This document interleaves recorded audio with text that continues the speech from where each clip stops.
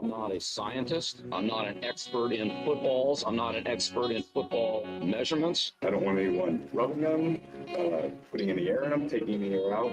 To me, those balls are perfect, and that's what I expect when I throw. I can't throw it on the football. So goddamn hard about holding on to it.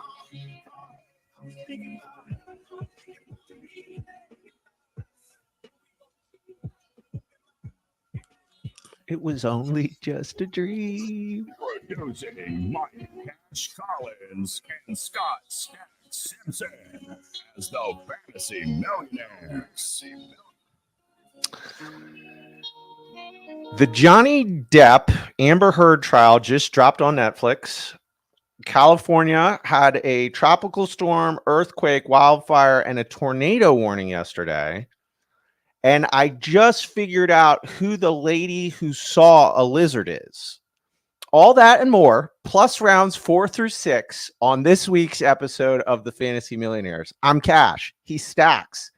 Stacks, what do you know about the lizard lady person? Oh, I love her. She's great. She's been memed everywhere now. Like, she's on the plane. She sees a lizard person and she is calling him out. And it is just pure internet gold. It's just one of the best. So now, like, you know, they'll just use it to call out like receivers or whatever. Like, you can't see that guy. He's right there. You know, like I told you all along, like right there, you know. So like it's flipped. Like now she becomes like the told you so. You know what I mean? Like, so it's great. I love that lady. I know how you're going to answer this question, but I'm still going to ask it. Okay, Was there any part of you seeing her and just the emotional state that any piece of you that reserved any type of belief that maybe she saw some type of lizard person? No, not at all. I mean, I believe she believes that she saw one, but I don't think she saw one. You know what I mean? The mind's a hell of a drug. You can dream lots of stuff, and you know, I mean, you can splooge in your dreams. You know what I mean? Like that's crazy. Where your body's like, hey, you're having sex, and you're laying in your bed like, not even having sex. Like that's so. Yeah, you could see a lizard person if you're mentally unwell or on drugs or deprived of sleep or bad reaction to medical, whatever it is. I mean, you could. I'm not. It's. I mean, it is wild if you whatever's going on, you see a lizard person. So that is wild. I mean, if you drank a bottle of Robitussin and got on a plane and saw a lizard person, then that makes a lot of sense. The plane is the kind of place where you would see a lizard person. You know, a lot of people are medicating heavily going into a plane ride.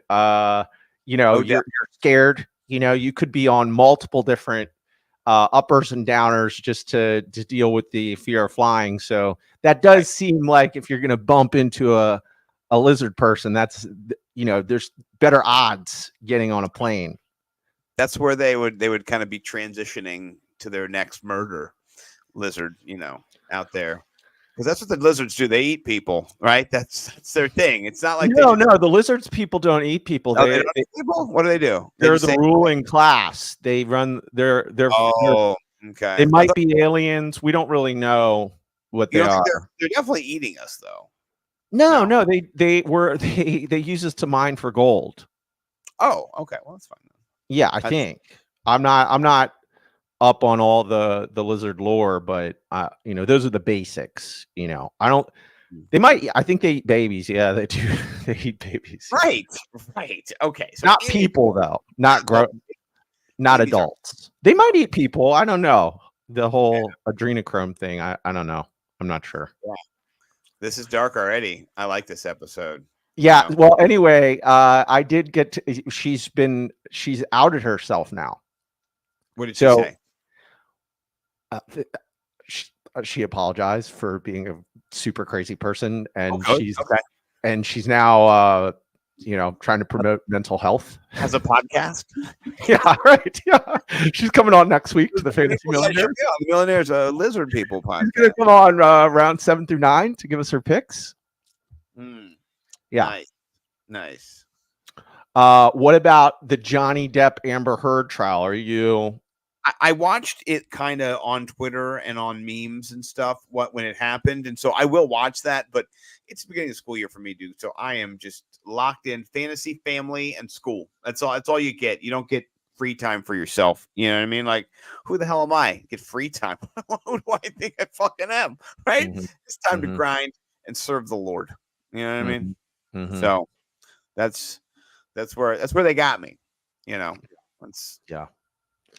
I wasn't heavily invested in that trial. You couldn't not pay attention because it was everywhere. I mean, yeah, it was everywhere, and I didn't want to care. But last night I did. I don't know what you got in. I don't know what your experience is like on Netflix. It's kind of weird in this day and age, like with music, with art, with podcasts. It's like there's so much to choose from that you're just like, I don't want to watch anything, you know? So right. I saw that and I was like, they did the little preview and I was like, oh, check it out. And I started watching it. It's pretty, I think I'm going to enjoy this way more than I enjoyed the trial, you know, like it gets into the meat and bones of it. And they are honestly like bringing out the funny parts of the trial, you know. They're trying to entertain you is what. Yeah. No, that's. I mean, you would expect that or hope that, you know. Yeah. But no, that's something I will check out for sure because, you know, it was very enthralling just to figure out like who pooped in the bed. Yeah, I know that was the one. Oh yeah, you reminded me. That was like right where I left it last night. It was the funniest thing ever. Like Johnny Depp is so funny on there. He's like a mega pint. Yes, a mega pint. Then they ask him about the poop thing, and he's like, "Well, I noticed someone left a grumpy." That's what he said. He called it a grumpy. So somebody left a grumpy on his side of the bed. Oh, right on his. I think she blamed the dogs, right? That was how it kind of went next. It was the, you know, I paused it there. I don't remember. Yeah, you. I think you're right. I don't know. They showed the dog. It was like they have like a tiny dog. Like the dog's like half as big as the shit. You know what I mean? Like it's like the shit is like massive, and then the dog is like, "If this was on my best day, baby, you're not really." I just didn't know that that there was a term. I've never heard the term grumpy, and it really makes sense. Like if you're really angry at somebody, you know what I mean? You're grumpy. Dump on their bed, and that's a grumpy. I mean, I don't know exactly what a grumpy is, but that sounds like a great name for somebody taking an S on your side of the bed. They took a grumpy. It's like a grumpy. I mean, I know the floaters. You're in the pool or in the tub, and poop starts coming by you. It's a floater. You know what I mean? You gotta get the hell out of that situation. So I've been in those a few times, but not recently, thank God. But yeah, that's wild. Here's the thing: they're both terrible people. Let's just put a fork in both of them. Sure. So I'm not gonna revel in one of their miseries over the other. But it did seem like on the American trial that Amber took the worst of it, whereas internationally Johnny actually financially took the worst of it. Where here she took the worst of it. So it's interesting. It's interesting. Completely. The story is kind of like he abused her. But then what he's saying is actually she abused me. And then you see kind of from what I saw, mutual abuse, like a cycle of abuse. So yeah, we'll see. Yep. Wildness. Wildness, just like California. I don't really have much to say. That's just crazy yesterday. Just looking online and like, oh, there's Tropical Storm Hillary, I guess. 5.1 earthquake, wildfires, and then they're all like, "Oh, there's a tornado coming." I'm just like, "Holy, this is nuts!" I follow somebody in San Diego, and my favorite part was they just had all the videos of people like slip and sliding and stuff in the rain, and just like 50 to 100 people on a hill. It's just like boom, boom, boom, boom, boom. It was just like hurricane hits California, just like the best day of their life, Yeah. But then I saw in real life, Chavez Ravine, Dodger Stadium, just water. It's a parking lot, saw that and so too. you just it's part of it is kind of like, well, where is it affecting? Is it affecting you? Is it localized? Is it centralized? Is it the whole grid? Is it just part of it? How's it down? So it does seem like certain parts of California, since it's a huge state, more impacted than others. So prayers to everybody, honestly. Hurricanes, wildfires. We saw Hawaii burn down last week. That was tragic. And then we saw Vancouver, not Vancouver, but like up in Canada, just was on fire recently too. So I mean, I think as glib as we are at the beginning with kind of these like big gloom and doom situations, as we go forward in society, these are going to kind of more impact us. And I mean, wait until the first football game gets moved because of a wildfire, right? It'll happen. That's going to happen. They have to postpone it, something like that, because the air quality is so bad. We had days here in Maryland this year where you couldn't breathe, you couldn't go outside, It was wild. couldn't exercise. Yeah, but here's the thing: when I went to Canada and I went to Quebec itself, I didn't see a puff of smoke anywhere. Right, I drove all around Quebec, so they just turned the fans on and blew it to Maryland up there. That's what they did. It's crazy. Atmospheric pressures. You know what I mean? Yeah. I will say this on the way out before we get into it. Drove by some of the biggest mines I've ever seen on this road leading out of Quebec and kind of down into Maine and Quebec City and stuff. And I looked it up later, and they were the like where most of the asbestos in the eastern area, maybe even the world, was mined. Next. So if you don't know about asbestos, it is a mineral that's been used in siding and in tiles, all kinds of different things. It's burn resistant, which is nice, but it's also carcinogenic, which is not good. And so I was interested in these mines. We drove by, like, what the hell do they mine here? Ooh, I found out scary stuff in this city, because just even the people around that city have been impacted by it. People working in the mines, people being around this, kind of crystallized dust in the air and shit. So creepy stuff all around, man. That's where you get that mesothelioma. Oh, yeah. For sure. Yeah. That's all right. Well, hey, anything else before we jump into braids and fades for round 4 and 6? Well, I will say this real quick before we do braids and fades. I want to pump my own, pump up the jam on your own, if you have it. And so I do have it. So I'm just going to do a little, quick screen share here. And I am going to pump up my jam with wide receiver 2 theory cashing in. Please go check it out. It's on my clipped up to my pinned tweet, so you can find it on my Twitter, Nimble W Numbers on the tweeters, nimblewnumbers.com as well. Put in wide receiver 2 theory cashing in over in the Google machine, and you'll find it. And you can skip through all the fluff and the puff and how it came to be and the process if you don't care about the process. But if you want to know the process, it's all there. Like the process. Process is there, the tools are there, the links are there. Then you get to the studs. And so we're going to kind of talk about some of these guys today. We talked about a few before, but I do want to say I want to talk about a few. So I'll be using some of my own resources when we do go to talk about them.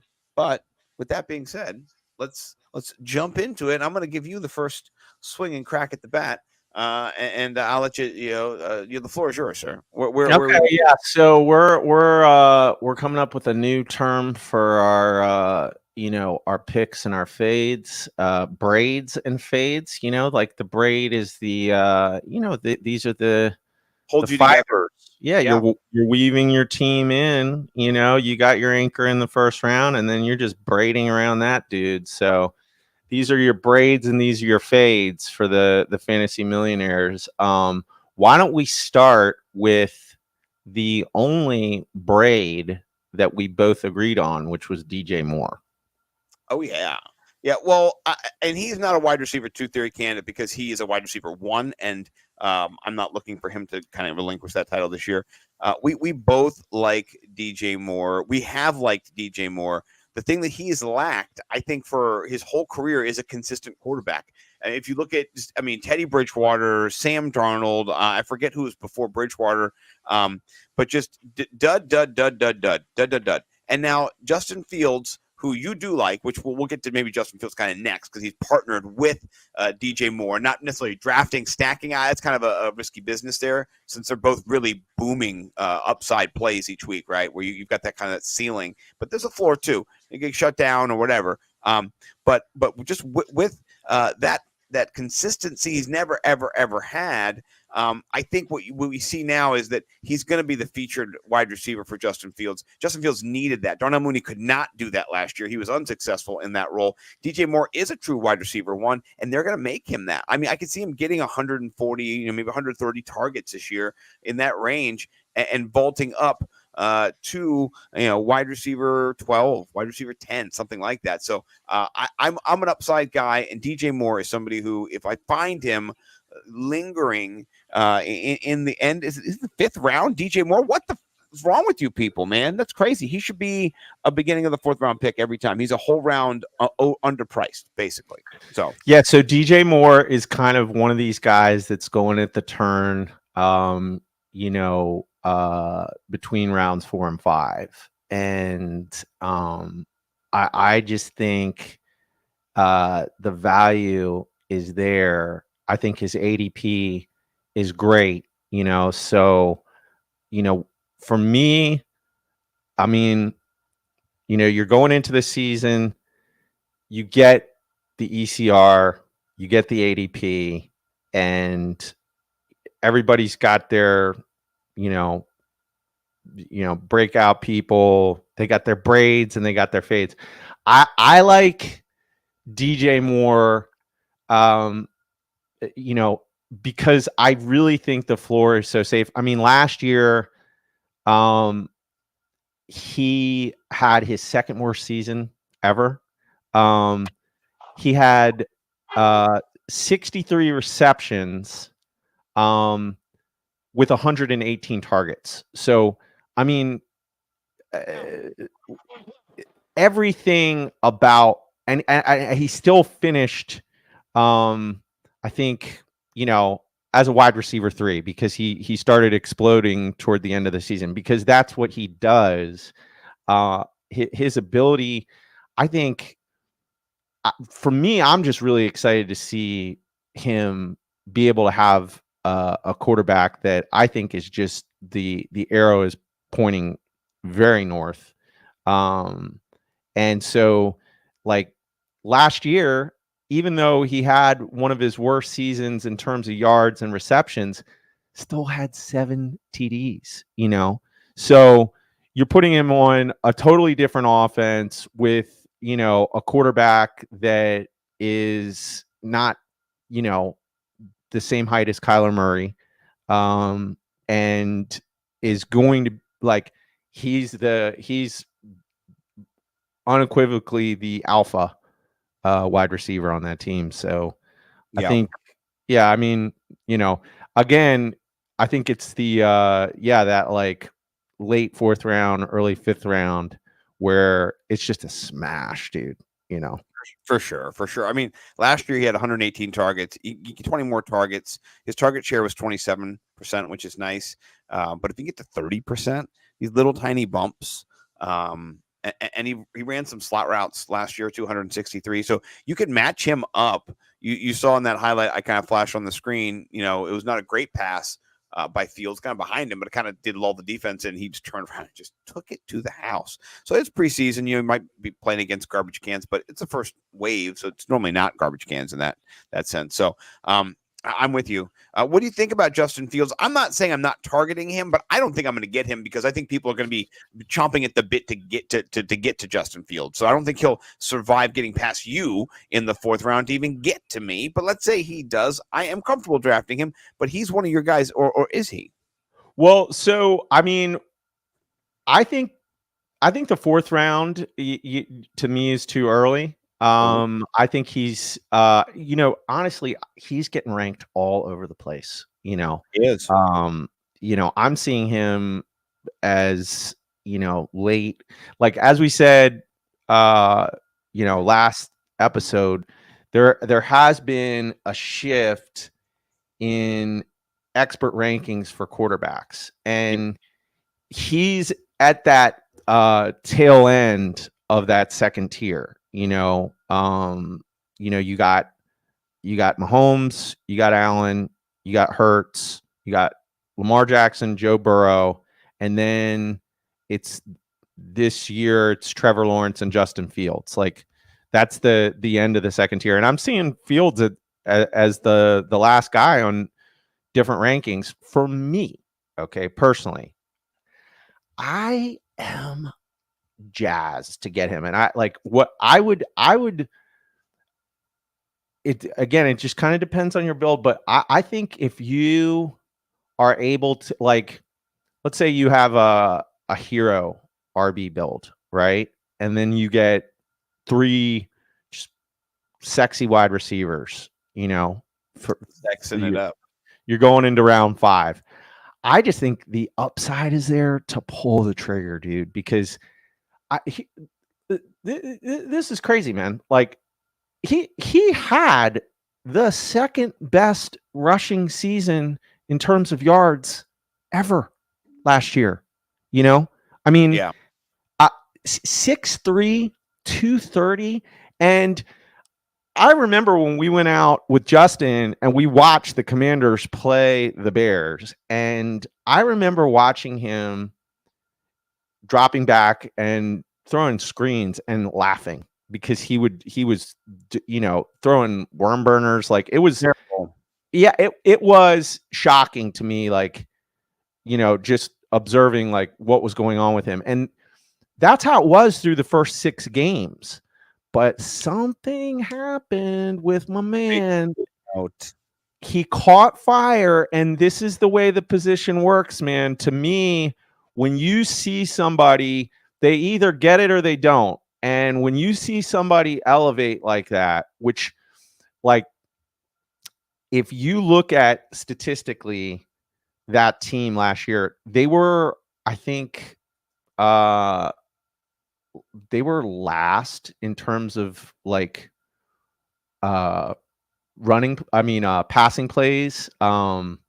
Their offensive line was god awful. I mean, everything they had, they literally had no wide receivers. I mean, they traded for Claypool mid-season, and then he didn't do anything for them.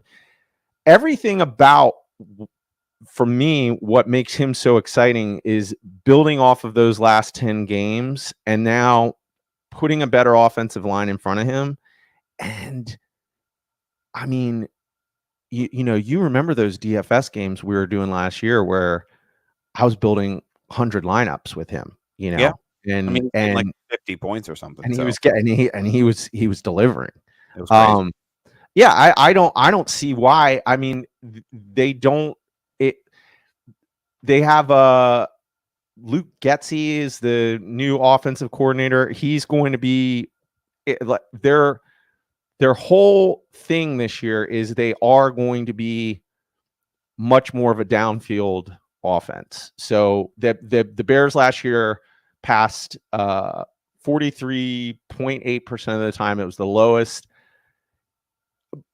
total by any NFL team since 2004, right?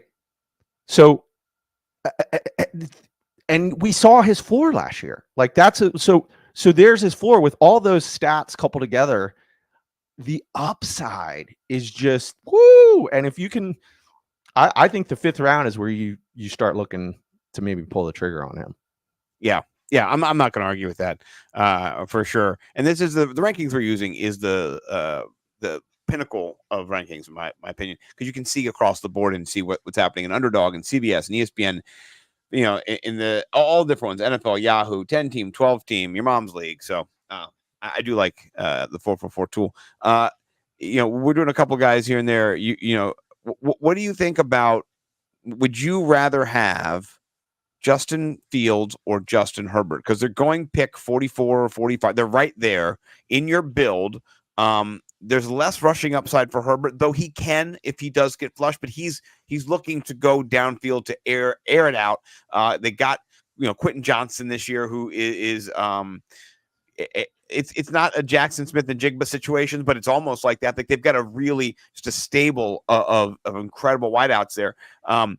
Do you see Justin Herbert taking that leap as Denny Carter, kind of, has kind of not foretold, but yeah, he's kind of thinking about it. Well, what do you think?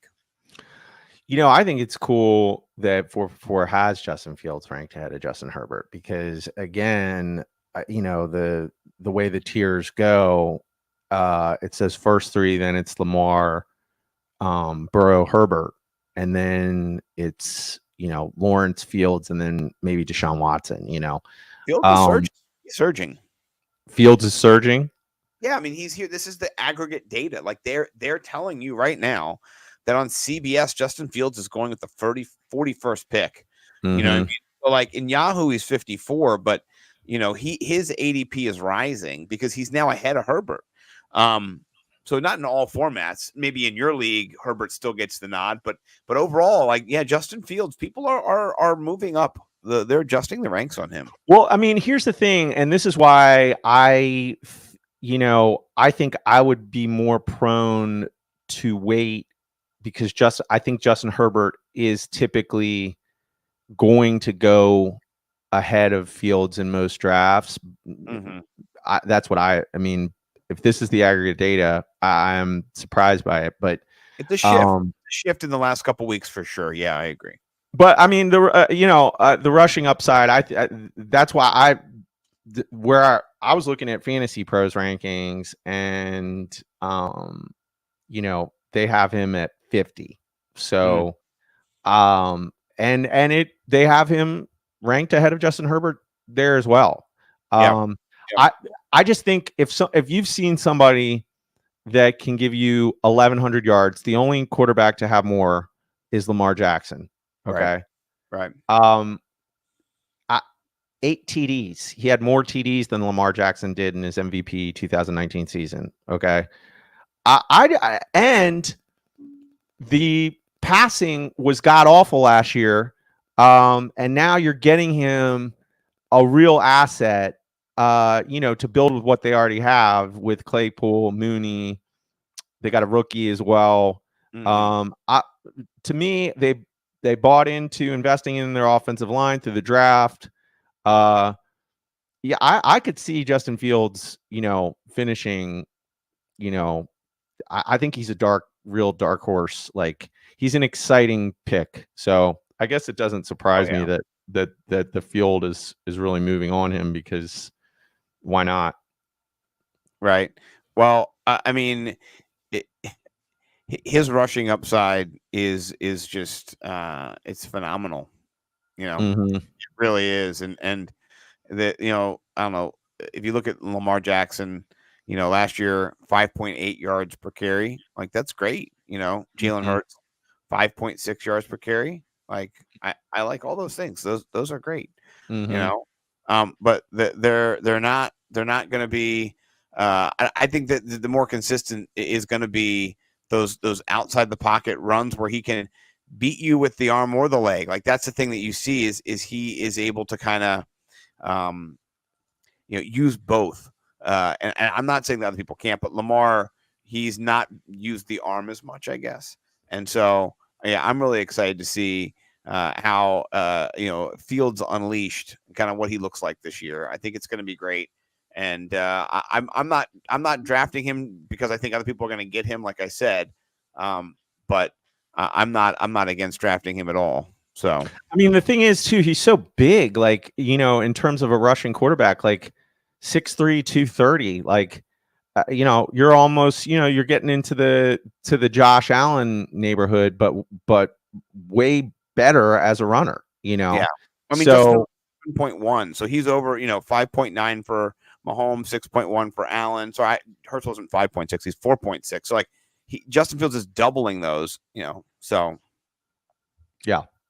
All right. Well, what about your guy? You want you're braiding with Trevor Lawrence. So you take Trevor Lawrence over Fields. I don't think I would take them over. I think what you see here is a 10-pick gap, and I don't think I'm going to have access to Justin Fields. So I think I am looking to grab Lawrence, and if I do that, I think I would want to have him stacked up with Christian Kirk. honestly. Like I do like building little stacks, and I have done that already. I've drafted Christian Kirk and Trevor Lawrence in a draft this year. And Christian Kirk is kind of, if you kind of scroll down, he's here in the middle of the 6th round. So we're doing 4 to 6. But I did write about him in wide receiver 2 theory. And so here's some of the things I want us to think about for Christian Kirk, because he's helping Trevor Lawrence, really. Like you have Trevor Lawrence there. I have him there because of Christian Kirk, Calvin Ridley, Zay Jones, Evan Ingram. You've got Tank Bigsby brought in this year, and then also ETN can catch touchdowns out of the backfield. So you just have a lot of people who can score an up-and-coming offense. Doug Peterson, I'm a fan. I like it. So with all that being said, though, last year, our guy Kirk, he was drafted as the wide receiver 40. Now he's wide receiver 27, right? He finished as wide receiver 13. So people are already going, he's regressing, right? He's regressing. He's going to be there. Okay, that's fine. I'm okay with that. But Calvin Ridley's not going to take any of his slot snaps, like none of them. Calvin Ridley doesn't run out of the slot. Like when he ran out of the slot in 2021, he ranked 149th. And last year, Kirk ranked 3rd. He ran almost 500 routes out of the slot. He ran 494 times he lined up in the slot, and overall he ran like 570 routes, or 518. So like he was a slot route guy. That's what he does. And so if anything, I think Calvin Ridley's presence opens up Christian Kirk underneath. He wasn't a huge touchdown guy, but volume he was, and I think he'll still be that.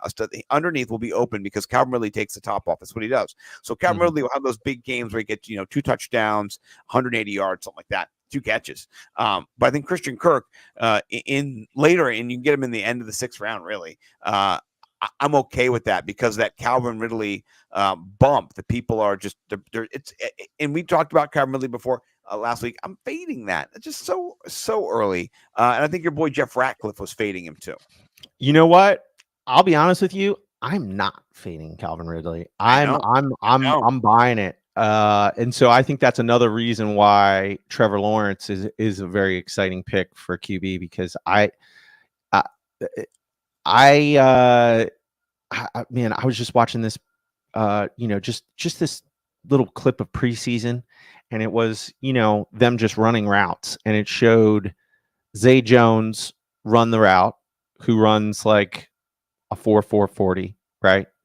And then it showed Calvin Ridley run the route, and there was nobody covering them, so you just got to see them at full speed, and it was like, it just looked like it's amazing when you see these high level of athletes, and then you see someone who's a higher level athlete, right? Like when you saw Calvin Ridley just do this, he just looked like a gazelle. It was just so much like the way he came out of his break, it looked like something out of the Matrix. Like he just, it was just like, oh. So I I'll be honest with you. I'm not, I probably am just like reacting to just the little things that I've been seeing and hearing, but I'm fine with his ADP. I think, I think, what is he, 4th round as well? He's wide receiver 16, and right around the turn of the 3rd and 4th rounds. I would just kind of think that's his not his ceiling, but the offense has so many weapons that they're not going to need him to be a volume hog or a target monster. They don't need it.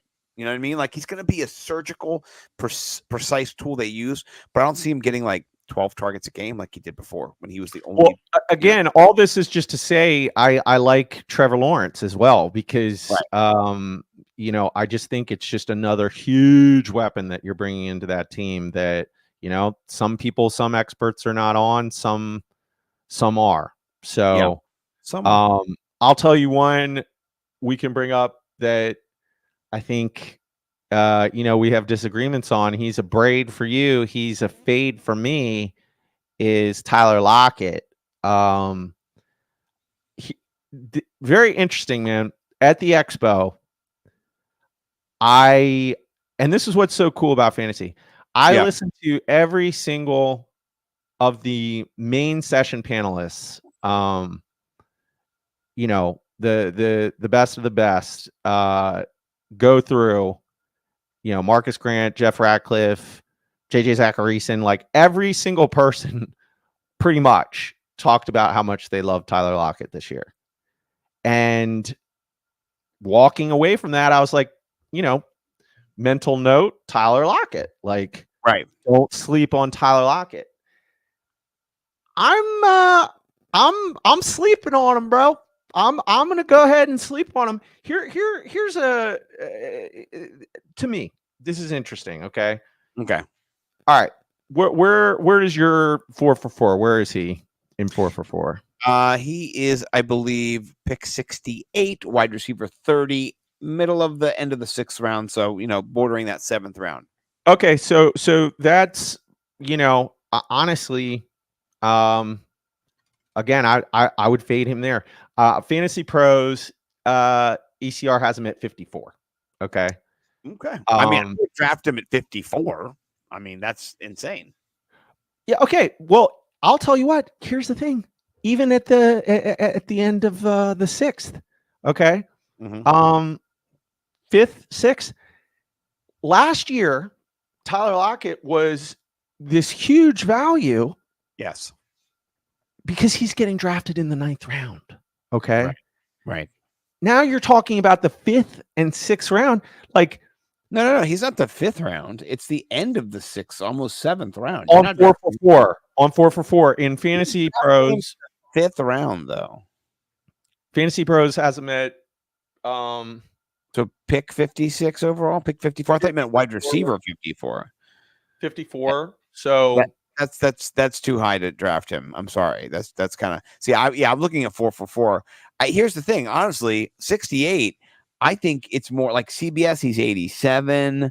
Like Yahoo, he's 41. So the crazy mother effers at Yahoo are drafting him like he is DK Metcalf, but everybody else has him in the 70 range. So like end of the 6th round.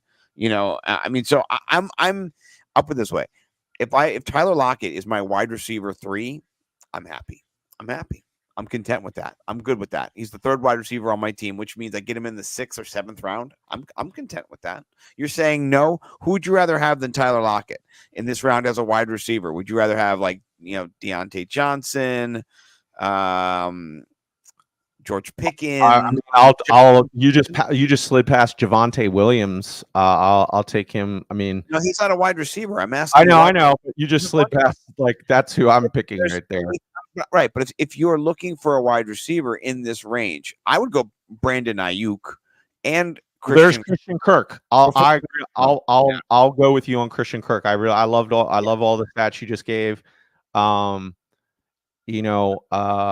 sure. Yeah, Tyler Lockett is somebody who I'm hoping slips to the 8th round or the 7th, late in the 7th, because of Jackson Smith and Jigba and psychos like Bo who draft him in the 5th round. You know what I mean? So let me go and tell you exactly why, and that is why I am on the fade. Is that I do think that Jackson Smith Njigba is somebody that I am going to be targeting, not the way Bo is, but I think last year.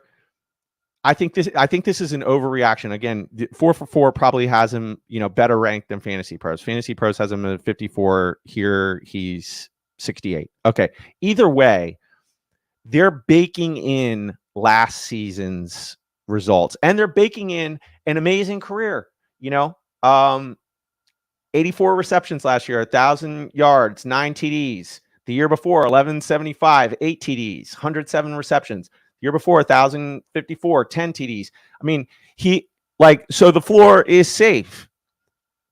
And last year, because of DK Metcalf, he dropped all the way down into the 9th rounds. I got him in crab cakes because he got dropped after week 1 or 2. And I was like, I spent all my fab on him because I was like, I'll definitely, roll the dice on that. I, wished I drafted him and somebody dropped him. I think it's our boy Cakes dropped him. Yeah, Cakes dropped him. And I spent like $40 on him. And I was like, I don't care. Wow. Because and then he ended up having the season that he did, and it was worth all the money. But that's last year where he's battling with DK Metcalf. Now, I do think Jackson Smith-Njigba is the truth. He is going to shine, and there's that offense is going to be very interesting, man, because I think like you talk wide receiver 2 theory, this is like wide receiver 3 for wide receiver 2, like Jackson Smith-Njigba, I think as the season progresses, it surges. I really do. I think he is going to be extremely special at this level.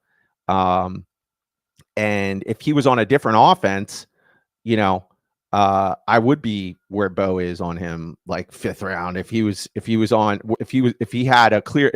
dealing with DK Metcalf and Tyler Lockett, I would be about it for that guy. But he is dealing with 2 amazing, wide receivers. But I think the talent is there for him, and I think he siphons off slowly but surely as the season goes on a lot of the targets from both of those guys. I think he's going to get a ton of targets as the season keeps going. Yeah. I'm not against that prognostication. So far he has in the preseason had 7 targets, 6 receptions, 0 drops. One of them almost went for a touchdown. He's looked good. He's been in the slot. He put on some weight, I think, too. Like he's bulking up. It's getting big. Right. Yeah. I mean, this is the pass, and he almost went to the house on it. We can start from the beginning, but look at the way he tracks the ball on this. Yeah, over the shoulder, back fade. I love that. On that Ohio State team with Olave and Garrett Wilson, like he was the best wide receiver sometimes. Like this kid is. Like there's a reason why he was the first drafted wide receiver in this year's draft. Like, he's the best. He's the best one. Yeah, I'm a fan. I do still think though Tyler Lockett is, if he falls, he is a value to you. Just given his ADP is so high. I mean, that's what I'm saying. Is like it's not last year. It's like I'm showing you Fantasy Pros has him at 54. That's that wide receiver 30 though. What's I can do position like overall. That's around and a bit ahead of where ADP has him though. So that's to me that's the issue is it's wild. But here, just so you know, like okay, so let's say that you draft him at wide receiver 30, right? The wide receiver 30 last year was Drake London. How many fantasy points do you think Drake London needed to give you to be the wide receiver 30 last year? You can do per game if you want. Like, I'll just guess for the season. I'll use BFF scores. So you'll have to take 20 points off or 30 points off. Okay. So BFF scores, I'm going to guess. I'm not looking. 220.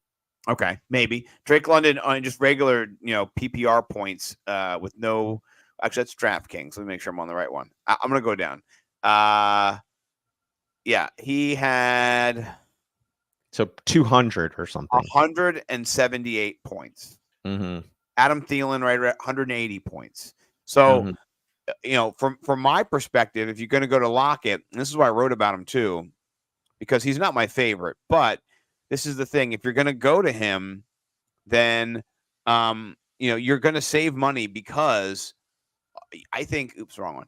You're going to save money eventually because he's going to get you 180 points. Like that's 10 points per game. That's only 10 points per game. You know what I mean? That's 11 points per game. I know he can get that. Also, he's super efficient on his targets. And so I still like him. Like I still think he's a value. If he gets you 180 points, that's what the wide receiver 30 did. So I think he can do that. And I think he won't go in wide receiver 30. I bet you in our home league, he goes wide receiver 35 or later. And maybe even Jackson Smith gets, drafted ahead of him.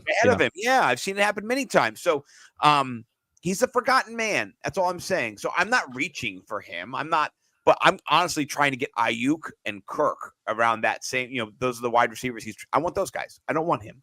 But if he falls to the 8th round or the 9th round, like, oh my God. Well, that's what happened last year. I'm just saying that 11th round in the BFS, by the way. And I told the guy to draft him because he needed. I said, draft Tyler Lockett. What are you doing right now? Wide receiver theory came out of my soul. I couldn't stop myself. You saw it. You were right there next to me. I'm just reacting to the panelists at the expo and how every single one said to draft Tyler Lockett. And this is what's cool about playing fantasy is like you get to make the call. So I'm just saying, for me, his ADP is, I mean, to me, that is his ceiling. Like, and so if Jackson Smith-Njigba comes in and, vultures away a lot of targets from both DK Metcalf and Tyler Lockett, like, he's not going to hit that ceiling. So we'll see. He should hit 10 fantasy points a game, though. That's not a ceiling. That's like 50 yards and 4 catches. You don't think Tyler Lockett can get 50 yards and 4 catches? Like, that's just, I don't know, but I hear your point. All right. Well, that was one of my guys. What was one of your guys in this round? Fade or braid? A guy you're putting in or a guy you're saying, no. You're not allowed in. Where does 4 for 4 have Miles Sanders? Oh, that's a good one. Miles Sanders. Ooh. Running back 19, middle of the 5th round for 12-team PPR. So, fifth round capital there. Where are you on Miles? I've not heard you say hide nor hair. I'm fading Miles because I don't think his quarterback can see over the line. What about you? Yeah, this is one of my kind of recent, getting ready for this season thoughts, and he's a braid for me.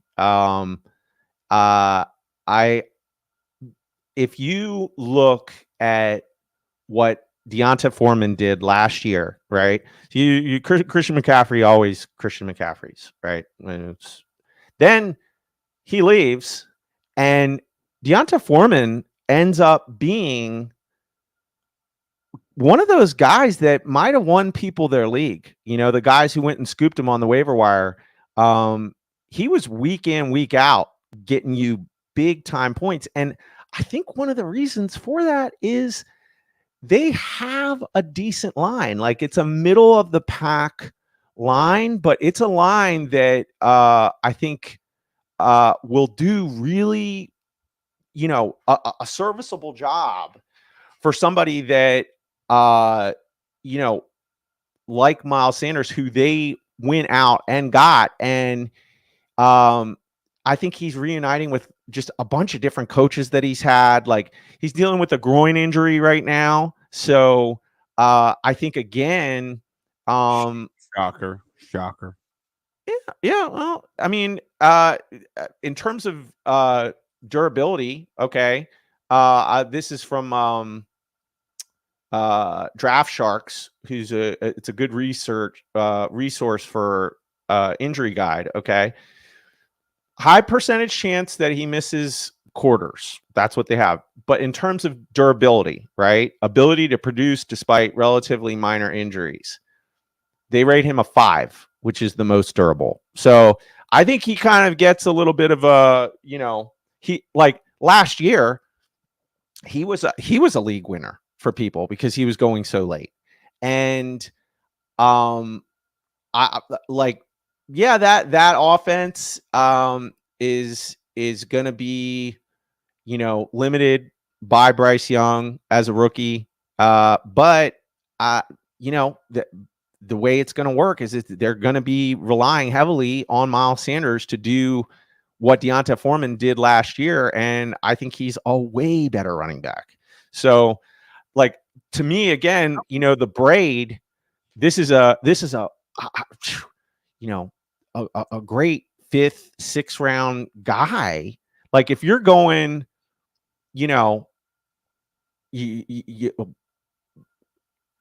robust wide receiver, right?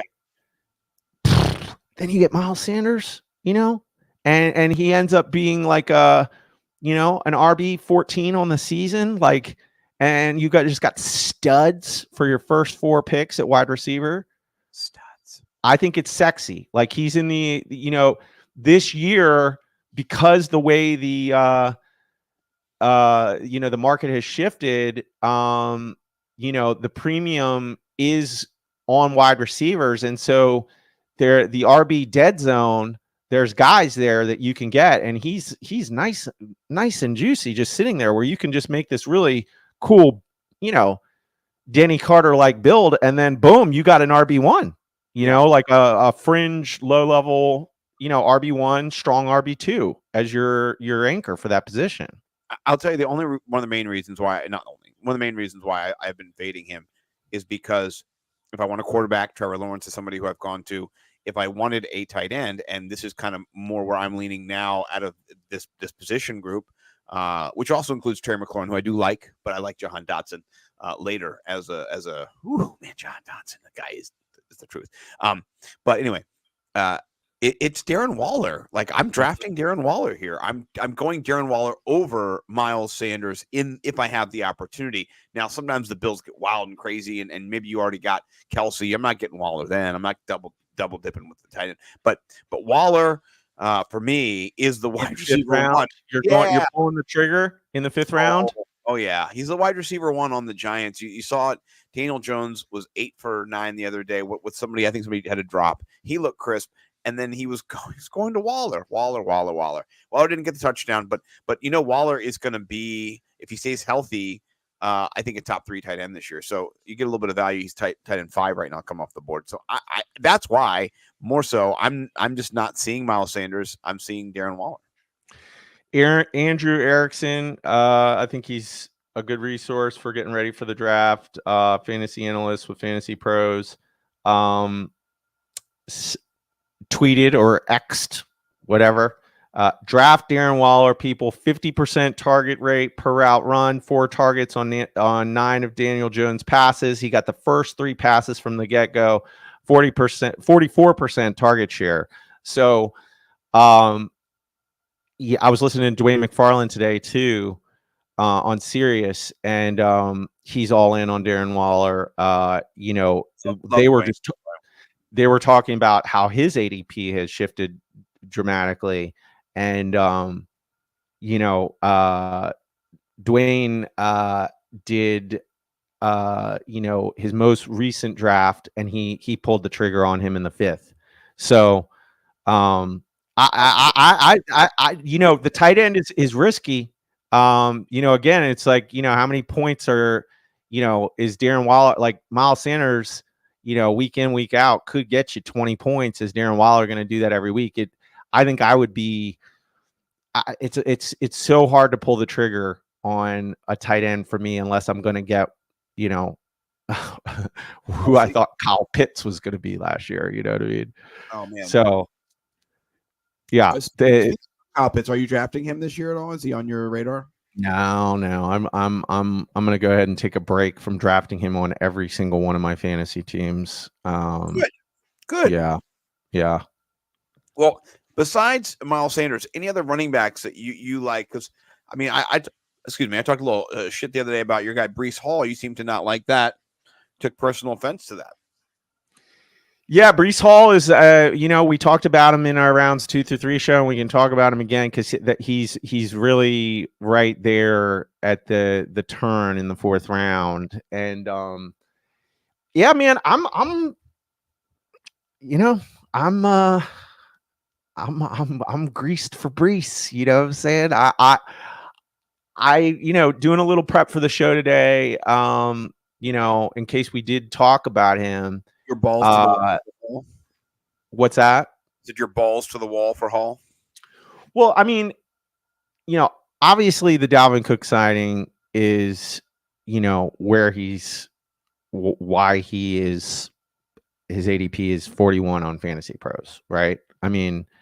That plus the ACL tear in week 7. Okay. This was, some of the research that I did. So basically, when you look at running backs who have had ACL tears, right? There is actually a way to measure their ability to recover, and if you've looked at different running backs who have dealt with an ACL tear, the way that, and this is a fantasy doctor's analysis on it, but basically you're looking at their athleticism, right? That's the measurable for the timeline for recovery. So just, some people are built different. Breece Hall is built different. And so if you want to go do your own Google, they're planning on he's going to be available for week 1. Okay. So if you are looking at, what his ADP is, right? And you have Dalvin Cook. Okay. I think they go out, they spend something like $7 million on Dalvin Cook. It is because they are all in on getting to the Super Bowl, and they want to win. They want to win the Super Bowl. They want to win the Super Bowl. Vegas has them around 10 wins. Okay. So they are going to be a contender. They're going to be a legit team. Okay. Dalvin Cook is getting old. And if you scrutinize the numbers, the efficiency is starting as a 28-year-old running back in the NFL. He's great. But he's not Breece Hall. And it will be Breece Hall's team sooner or later. And then in the meantime, you're talking about somebody who, juke rate, number 1. Yards per touch, number 1. Breakaway run rate, number 2. You're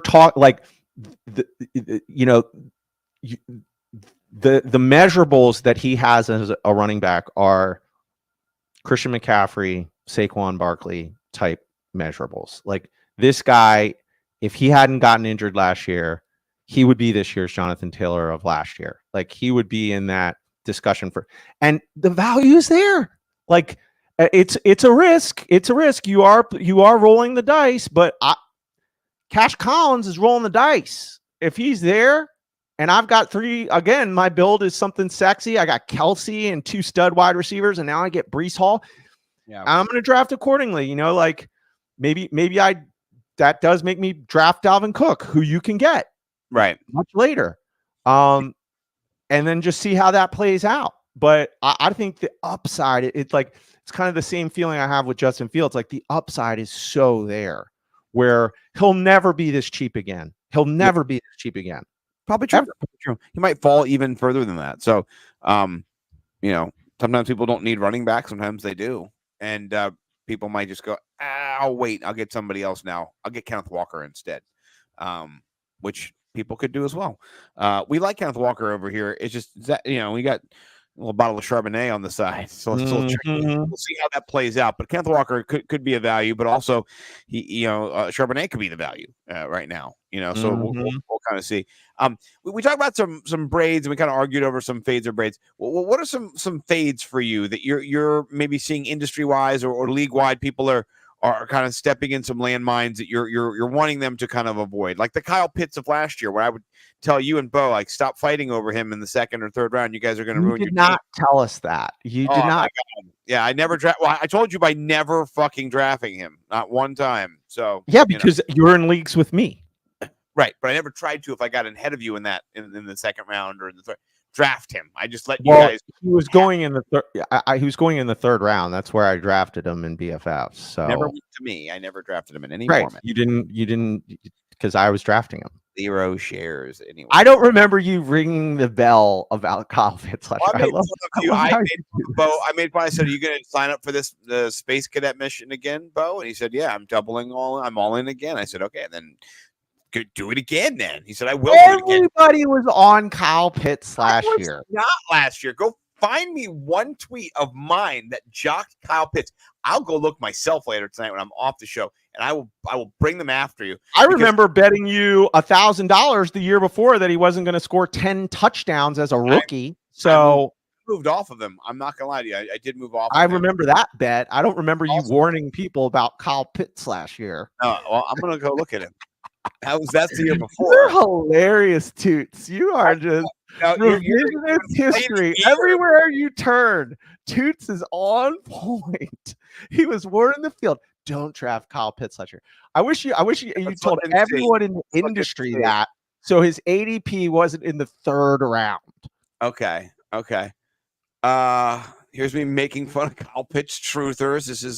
This is you laughing as me and Bo's fantasy teams get lit on fire because we wasted our 3rd round, Bo 2nd round, me in one draft 2nd round pick. Okay, look, this is me right away. September 19th. That's not because he had 2 points in his first game. He started out as slow as you could show me something in August, bro. If you want to. Okay. This is August 26th. I asked all fantasy players must ask themselves this question in 2021: to Kyle Pitts or not to Kyle Pitts? What a great warning! Yeah. So clear and concise. That's 2021. That's not. It jumped a year. Okay. Yeah, the year you bet $1,000 on him getting 10 touchdowns. Okay, this is it. I tweeted out just a reminder that Kyle Pitts hasn't. This is in August of last year before the season. Just a reminder that Kyle Pitts hasn't caught a touchdown in America yet. Doesn't sound like, I don't know. So, but that's just your bitterness from losing $1,000.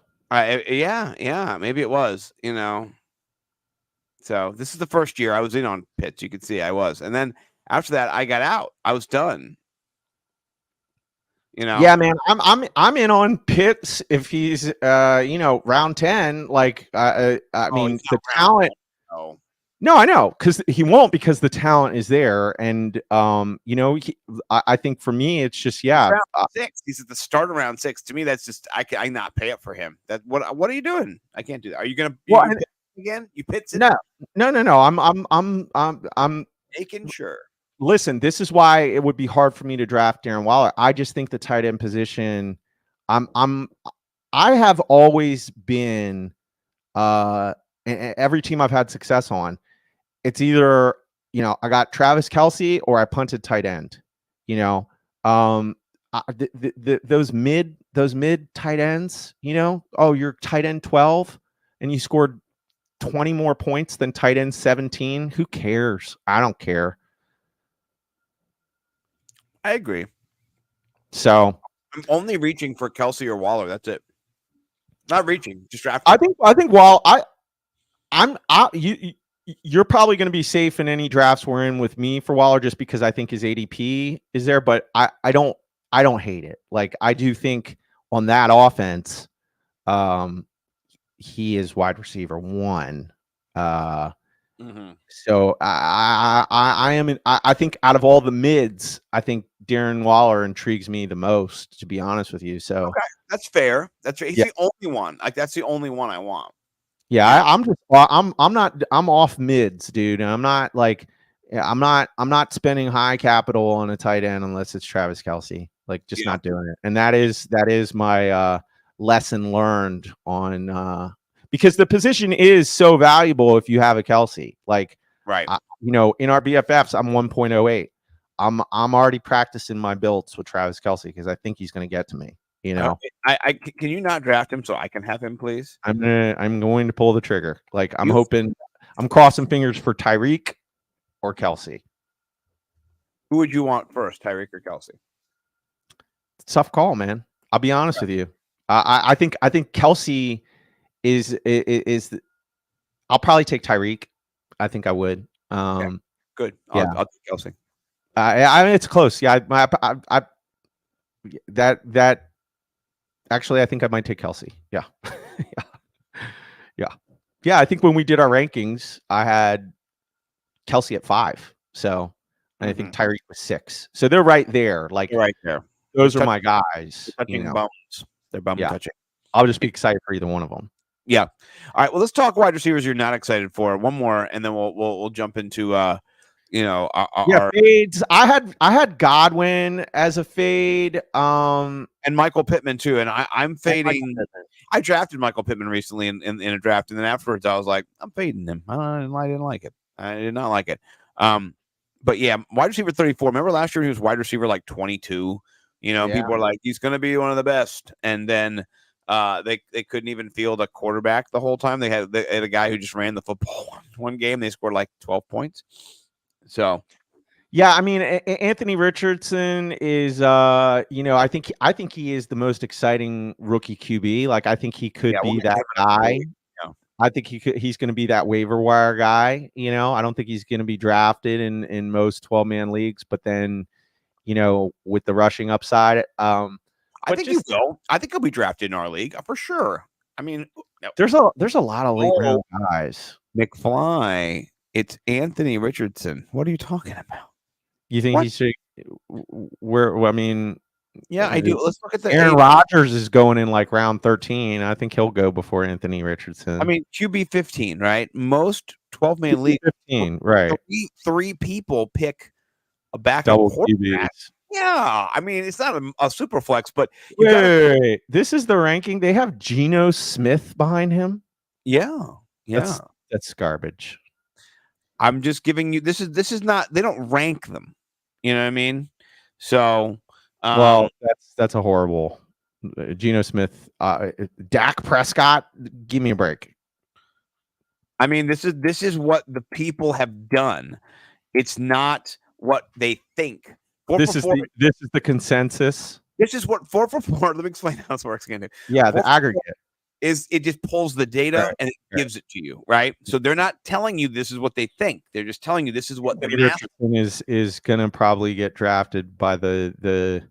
So I'll give you this in the QB carousel in the sharps right here. You've got the fantasy football PC, right? This is the big dogs, right? Play the big money for the big tournaments. He's 95th pick, right? Because they're smarter than the rest of us, they think. I don't know, but he's up there. And then if you got him in ESPN, he's 130. So he's still getting picked. Like, that's the 9th round. So Anthony Richardson's going to get picked in every draft. It's just, where are you going to get him in the 13th? Are you going to get him in the 10th? Is someone going to reach for him in the 7th? Like, I want to draft nothing but wide receivers and running backs. And then Anthony Richardson. Yeah. Punt tight end and then draft Geno Smith. And Geno Smith. Okay. Well, you know what? I just drafted Geno Smith in my Paul Charchian league. I waited. I got Geno Smith. I was like, hell yeah. So Geno Smith. 3 of the best receivers out there. Oh man. Yeah. Okay. So if that's how it's going in drafts, I'm not drafting Justin Fields. I'm waiting on Geno Smith. Yeah. And then let somebody draft Anthony Richardson before me. Yes. They can do that. All right. We got Trey S in the comments, wants us to rate his PPR team, and his 2 PPR guys. He had the 2nd pick in a 12-team PPR league. Sexy. Sexy. I mean, I'm not on Michael Pittman. I've got a boner here. I don't know what's going on with Rashad Penny. I was on him, and then I don't know if this was a fake tweet. I was like, is he saying he might get cut? I was like, what? Yeah, I know. I was like, what? Well, I don't think he's having a great camp. Okay. My pants have come off, Trey. I'm not gonna lie, because your flex is Waddle, right? That's your flex. And then you have to bench James Cook, who could end up being a RB2 this year. Rashad White's a starter. Not super into Pittman, but that's fine. I mean, he could end up being a wide receiver 3. That's what you're hoping he turns into. But that's a sexy. You don't need it because you've got a wide receiver. Lamar as the QB. Yeah, Lamar. Oh, clap it up. I like it up. Yeah, Trey. Well done. I'm a pat. Mayor of Miami approves this draft, Trey. Yeah, strong to quite strong. We're gonna give it. I love your running backs too. Triple X. You know, Cash loves both those guys. Yeah, that's a cash. This is a cash build with a little bit of the you got Jamar Chase, who I love, Garrett Wilson, who I love, and then Waddle, who's a wide receiver 2 theory guy. I'm into Sky Moore. Sky Moore's a wide receiver 2 theory guy. I didn't put Elijah Moore in there in the wide receiver 2 theory article because I have featured him before, but I love him as well. So we're roster baiting all over that thing. That's a good transition. Speaking about baiting, let's jump over to 3 tweets, or it's now changing it to triple X rated. Triple X rated. So, and we got a triple X rated. We got some. Yeah, you want to lead us off, or do you want me? Sure. Okay. All right. I'll start us off here. I'll bring mine in real quick. I gotta, I got like 9 different streams open here, and so I gotta like find out where it is real quick. Hold on. Let me see. Okay. Hold on. That's not it. Okay. All right. I'm moving around, and I'm gonna find it. Hold on a second. This is when my producing wheels fall off. Like I've got too many things going. But it was a tweet from our boy Denny, and so here it is. I found it. All right, here we go. I want to bring it over. Okay, we can see this now, and it says, "Better, cheaper haircuts are coming to a barbershop near you. Fighting technological progress is a losing strategy, so you better off are embracing it." And so this is basically I'll click on the tweet. This YouTuber let a robot cut his hair. And so it goes around. It's got this little circle device you put your head in, and it like does the Flowbee on his head. It's got a tube that sucks in the stuff, right? And this guy's it's funny faces the whole time because it's like rapid eye movement, because it's like a sped up, you know what I mean? He looks terrified. Right. It's funny though. And so then, come back out, and here's what Denny said. This is just my favorite part. Because I saw this from Denny. Denny said, "Buddy, I will lay down my life before a robot cuts my hair." I love it. Lay down my life. And then Twitter wants me to rate it. Is this helpful? You know what I mean? Like, yeah. Oh, man. So I love that, X. Yeah. X by Lord Dennis. So he's gonna lay down his life. That's awesome. Yeah. So I had to come correct. Last week I put my own shit out there. This week I got to go with Denny. But yours is funny too, I'm sure, because you're the man. So let's go to yours now. I got Ralph Macchio's here. Which tweet, first or second? First. First. Okay. All right. Pete Oversat, Denny's previous partner in crime, got tagged in a post linking to a literal best ball porno called Best Ball Brunch, featuring the phrases "we just don't know" and "live a little" and "what if he's the guy you need." I'm still trying to process everything, including a 44-minute sex scene while drafting a team. Triple X, baby. Oh, sorry, I'm losing it here. Oh my gosh, dude, that's so funny, dude. That's just the best. I gotta retweet this. Yeah, crazy. Bones up. That this is funny. I like yours. I'm gonna give you the win. They're both really funny, but this one, it's a best ball porno. It doesn't surprise you, like fantasy football is now in pornos. Like, you know what I mean? It's only a matter of time, dude. We've been over here in this space just waiting for something like that. You knew it was going to happen. Yeah. No, I'm with you. I think that was really funny. So let me go back to your win here. I don't know how I do it now. There we go. And okay. So this says, oh yeah. So watch this. This is crazy. Terrence Crawford, the boxer, the amazing boxer. This is him just, outside wrestling with an Olympic wrestler from Omaha. Okay.